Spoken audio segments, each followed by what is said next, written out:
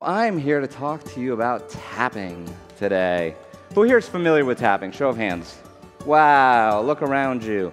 Who has no idea what I'm talking about with tapping? Fantastic. Who expects me to start tap dancing in the next few minutes? You're like, I'm going for the tap dancing. Yeah, I need some entertainment. This is not tap dancing. I have no moves at all. We're going to talk about tapping, EFT, Emotional Freedom Technique. And we call it tapping as a general term because we're literally tapping on endpoints of meridians of our body. We're tapping on these points while saying certain statements, while focusing on the stress, the challenge, whatever's going on in our lives. And it's a technique that when you first see it, I know everyone who raised their hands who knows about it, they're like, yeah, it's weird, right? It's strange. But it's a technique that once you dig deeper into what's really going on, and once you experience it, you see the power of it. I remember one of my first experiences with tapping. It was over a decade ago now. I followed one link to another and was hearing about this tapping thing. And I heard that it works on pain, and it works on overcoming limiting beliefs, and people were using it for weight loss. And one story after another of incredible results with this crazy tapping thing. I was skeptical for the first couple times, but you know when you keep seeing something again and again and again, it's literally like smacking you in the face. You're like, all right, I'm going to pay attention. And I remember waking up one morning with some pain in my neck. It was just a little crick in my neck. You know, you sleep wrong, maybe you wrestled a bear in your dreams or something, and you wake up and you go, oh, I don't know what happened here. And usually it's, all right, maybe I'll pop some Advil or I'll stretch it out. I'll spend 2 days looking like a robot because someone will call my name and I won't be able to turn, so I'll go like this. All right, you've all had it. And it's not a big deal, but I said to myself, you know, I keep hearing how this tapping thing works on pain, so why don't I give it a shot? I made sure to close my blinds so my neighbors didn't think I was losing it, pulled up the instructions, and I started doing the tapping. Okay, even though my neck hurts and going through the points, trying to figure it out. And I did it for 5 or 10 minutes, and next thing I knew, the pain was gone. Just released. And that was exciting, you know, 2 days of not looking like a robot and having to pop some pills. But I think what was most powerful for me in that moment was this. I woke up that morning with one set of beliefs, right? And it was about something simple. It was about neck pain. I had a belief, conditioned through society, through previous experiences, that you wake up with a crick in your neck, it's going to take a couple days to get better. And then doing this strange tapping thing for 5 or 10 minutes, that pain released completely. So I started asking myself, if I can change this in my life, this simple little thing, but if this set of beliefs that I woke up with has been transformed into something else, what else is possible? Now, the running joke at the time when I was first exploring tapping was, don't say anything is wrong around Nick, because he's going to make you tap on it. My sister, who's here somewhere in the audience, can testify to that exact fact. When I first taught her tapping, she actually had a sinus cold and her throat hurt and all this stuff, and I said, well, let's try this tapping thing, and I'm taking her through it, and she's looking at me like I'm crazy, and I had a habit in the past, 10 or 20 years of being a little bit of a prankster with her. So she didn't believe me. She thought this was just another one of my practical jokes. But sure enough, her first experience was profound too. She did the tapping, and this terrible sore throat that she had and these clogged sinuses cleared up completely. So through those first couple of years, I started exploring for myself personally, what else can I use this tapping on? What are the limiting beliefs? What are the things that I know or I think I know to be true about the world that I can change? You know, if you're here this weekend, you know about limiting beliefs. Right? If we talk to most people out in the street, you tell them about limiting beliefs. What are you talking about, limiting beliefs? It's the truth. This is the way the world is. Right? But you know about the beliefs that we have, the things that we've learned from parents, the things we've learned from society, the lessons that we've taken in from previous experiences, often sadly negative, that are holding us back today. So, you know, sometimes it's simple things. Somebody is in 5th grade and they get up to speak in front of the class and read a book and they stumble over a word. Everybody laughs at them and they decide in that moment that moment of pain, of embarrassment, I'm never speaking in public again. Anyone here have a fear of public speaking? All right, so why don't you all come up? I won't do that to you. But you can overcome it with tapping. These beliefs, right? These moments in time. My sister just wrote a book on weight loss, and you hear so often with things around weight like, when I was in high school, I lost all this weight, and my older sister, who had so much trouble losing weight, said, "Who do you think you are?" Right? These things that we learn from our parents, from the people that surround us, these experiences that we have that we hold on to for so long, and we just can't let go of. Anyone here have a few things they've been holding on for a little while, trying to let go? Yeah, show of hands. The rest of you are liars. Liars. Admit the truth. So what we can do with this tapping is get to these core issues. Get to the things that are holding us back. Most of us know what we want to change. We have a thing we're working on now, whether it be following our dreams, being able to make more money, feeling limited with our finances, whether it be to lose that weight, whether it be to speak in public, to improve our relationships, to attract the right guy or the right gal. But in order to do these things, I've found that you've got to go to the core and to clean up the stuff from the past. What the latest research is showing with tapping, for a long time it was discovered in 1979 by Dr. Roger Callahan and then modified into its current system by Gary Craig. But for a long time, the discussion around tapping was around energy and meridians. Some people would talk about chakras. Some people would talk about angels, I'm sure. Stuff that in this crowd, great, right?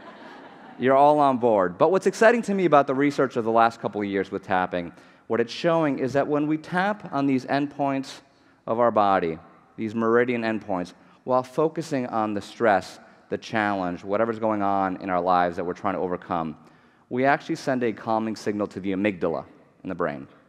And some of you might be familiar with the amygdala as that fight or flight response center. Right? It's the part of our brain that stresses out.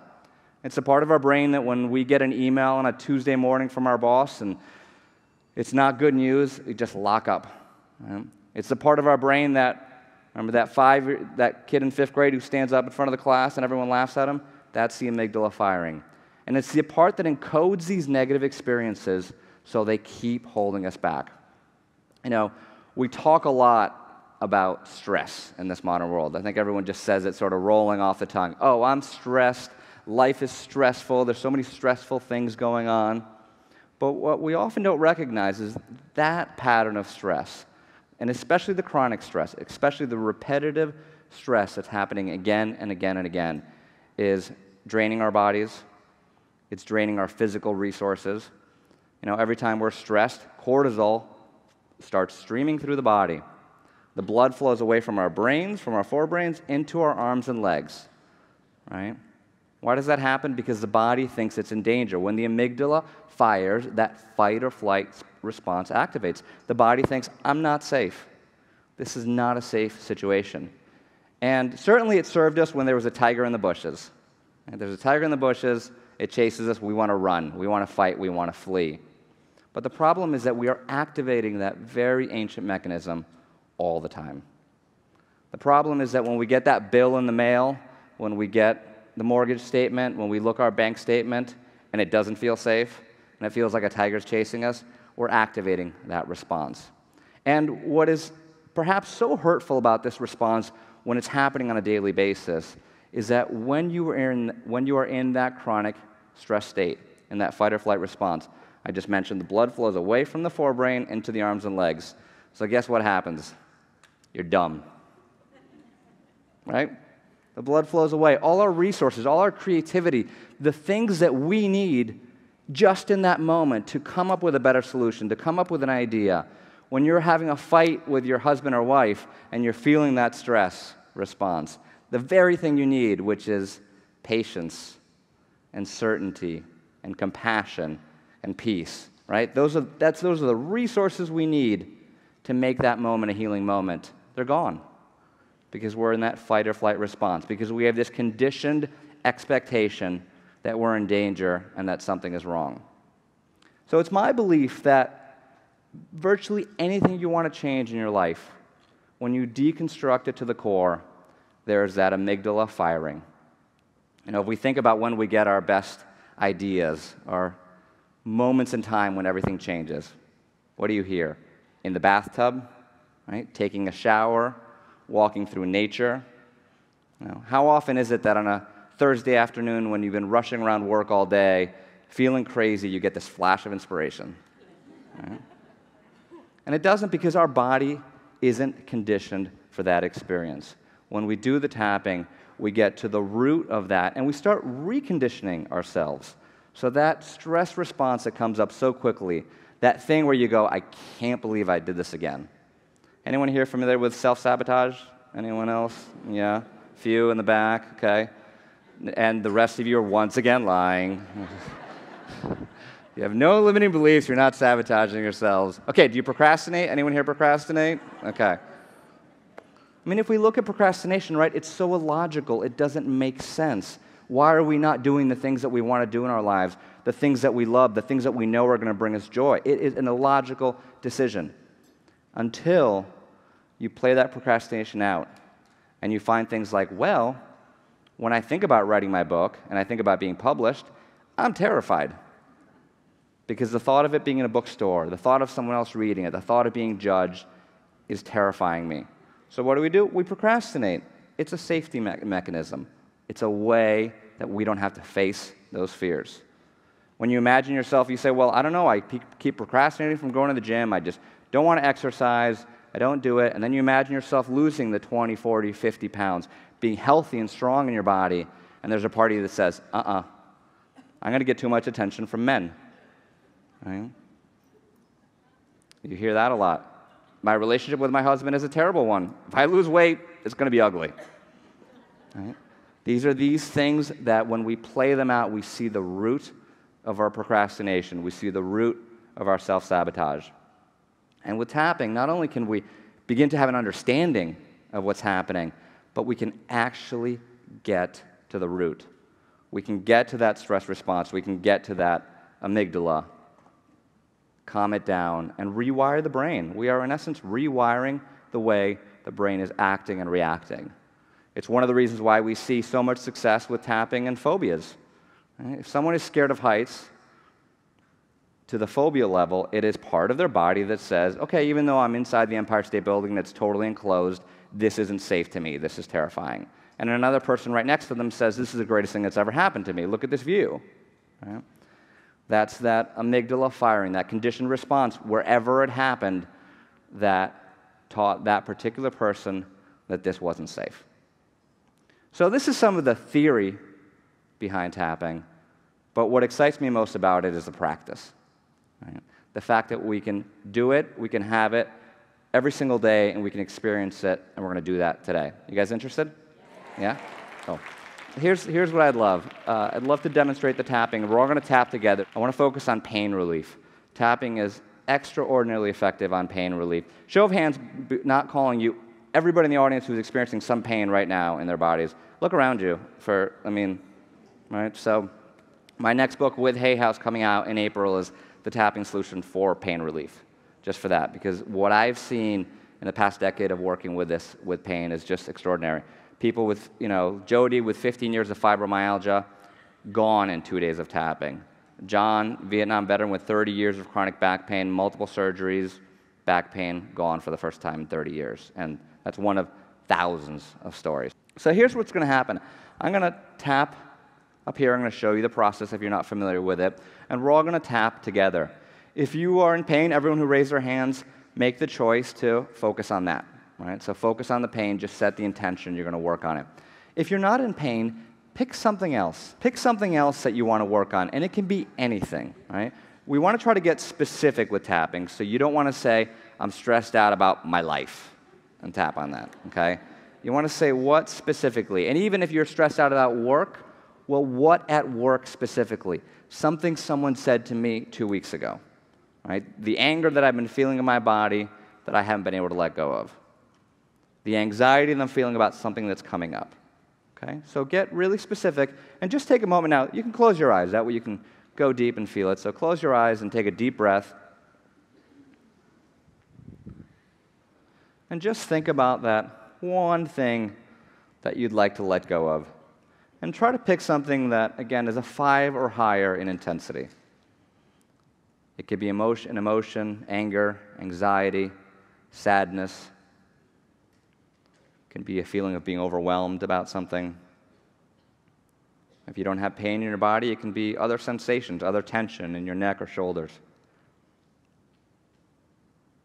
If you're having trouble taking a deep breath, you feel some constriction in your chest, you can choose that.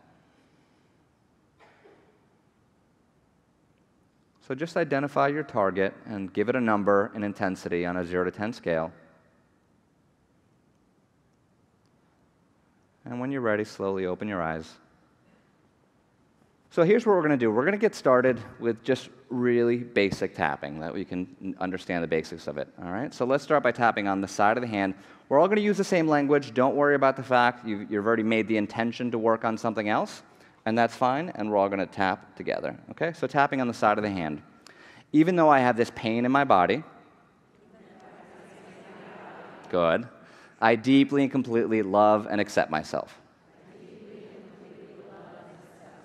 We're going to say that 2 more times, still tapping on the side of the hand. Even though I have all this pain in my body, I love, accept, and forgive myself. And then one more time. Even though I have all this pain in my body, I love, accept, and forgive myself. Okay, now we're going to tap through the points. But first off, just explaining what's happening here. We're saying the most basic setup statement is, even though, and you fill in the blank with whatever's going on. I'm angry, I'm anxious, I'm sad, this happened.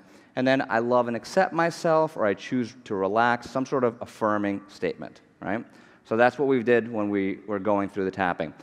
Another important point, a lot of people, and I can see some of you out there right now who are like, I'm not going to affirm the negative. Like, we're being negative, and Louise told me not to be negative, right? We're not affirming the negative. We're acknowledging what it is we're feeling, what is going on. If you don't have pain in your body, just because you say, even though I have this pain in my body, your body's not going to create that pain for you. And if you do have pain, sometimes we like to push it away and say, I'm only going to be positive. I'm not going to affirm that pain, that anger, that sadness. I actually asked Louise herself this question. I said, Louise, hey, you are the queen of affirmations. What are we doing saying all these negative statements as we were tapping together? And she said something so profound. And she said, honey, if you want to clean a house, you have to see the dirt. Right? Isn't that great? Yeah.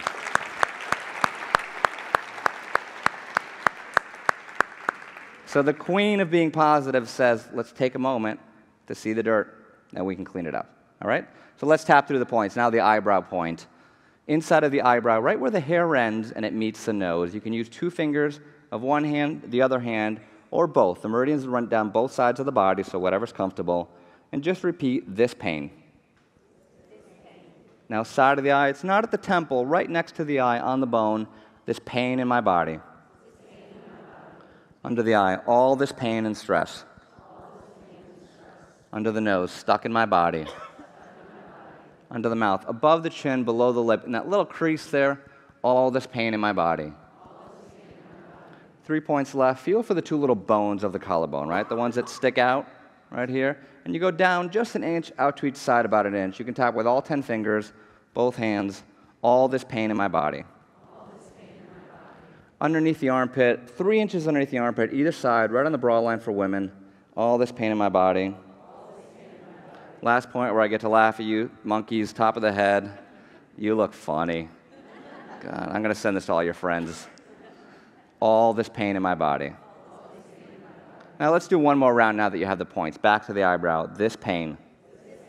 Side of the eye, this stress.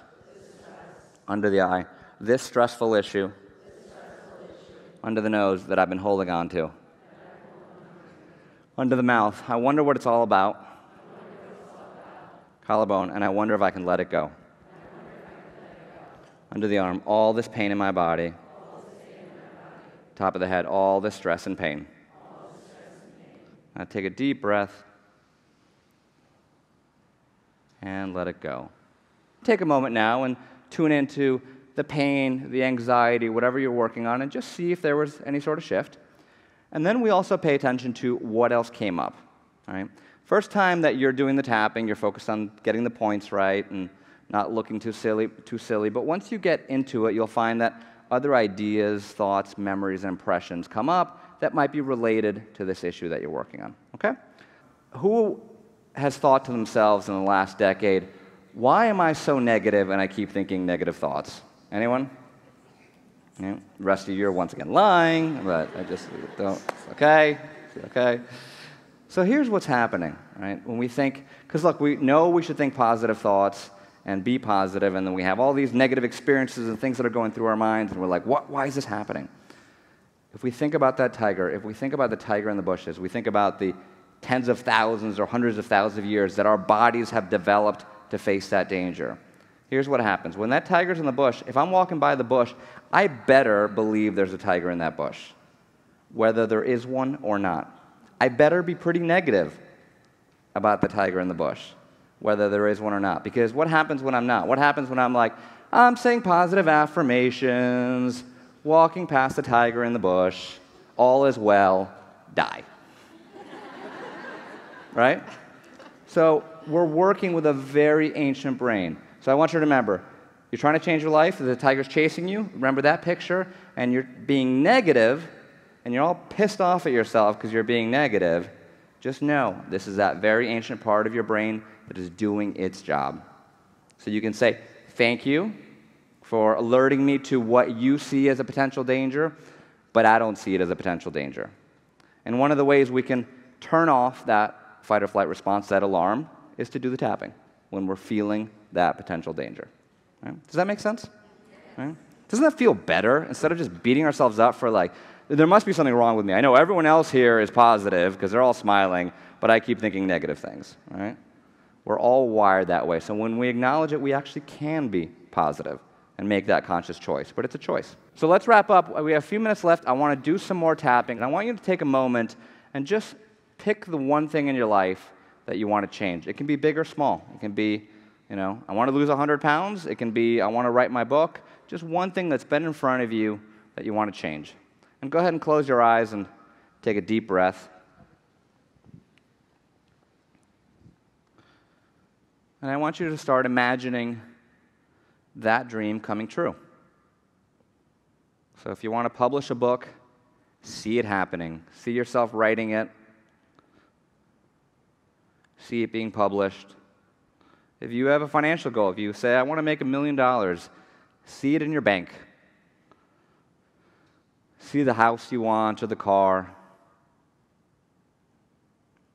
If you want to change jobs, follow a passion, see yourself doing that work. If you want to lose weight, see yourself at the weight that you want to be at. If you're looking to attract a new love, see that happening, that man or woman coming into your life. If you're struggling with existing relationships, see them being healed. So feel into that feeling and that positive feeling in your body.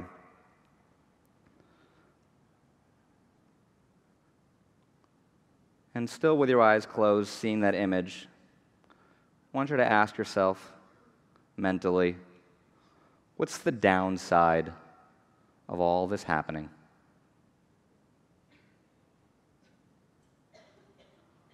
Look for the places in that image where something just feels a little bit off. When you see yourself in your dream house, maybe mom and dad walk in and you go, oh, they're going to think that I'm too good, that I think I'm full of myself. If you write the book, you have a friend that doubts you. Find the places where you doubt yourself. And just pick one thing. A bunch of things might come up, but one thing that you can see right now, you know what? That's in the way of my dream. That's in the way of my goal and my vision. Pick one specific thing. And feel it in your body. Where do you feel it? Is there an emotion around this when you feel it? Are you angry? Are you sad? Are you frustrated that you've been dealing with this for so long? Give it a number on a 0 to 10 scale. And when you're ready, slowly open your eyes. Tapping the side of the hand. Even though I have this thing in front of me, this block, I've been holding on to it for so long, and it's so frustrating. And I'm so angry about it. And I want to let it go, but it feels so hard to let it go. And I love, accept, and forgive myself. Even though I've been holding on to this thing, it's in the way. I want to let it go, but I just can't seem to. I love, accept, and forgive myself. Even though I see my dream right in front of me, I can feel it happening. If only I could dissolve this. And I choose to dissolve it and love, accept, and forgive myself now. Eyebrow, this block. Side of the eye, this challenge. Under the eye, in front of my dream. Under the nose, what if I could let it go? Under the mouth, what if I could finally let it go? Collarbone, what if I could make this dream come true? Under the arm, what if I could let go? Top of the head, of all the things that have been holding me back. Eyebrow, it's time to let them go. Side of the eye, I acknowledge them. Under the eye, I thank them. Under the nose, but I've had enough. Under the mouth, and I'm ready to let them go. Collarbone, I'm ready to make my dream come true. Under the arm, to release all this old stress. Top of the head, all this old trauma. Eyebrow, it's an old story. Side of the eye that's been holding me back. Under the eye, and it's time to let it go. Under the nose, this old story. Under the mouth, this old story. Collarbone, letting it go. Under the arm, letting it all go. Top of the head, right now. Deep breath.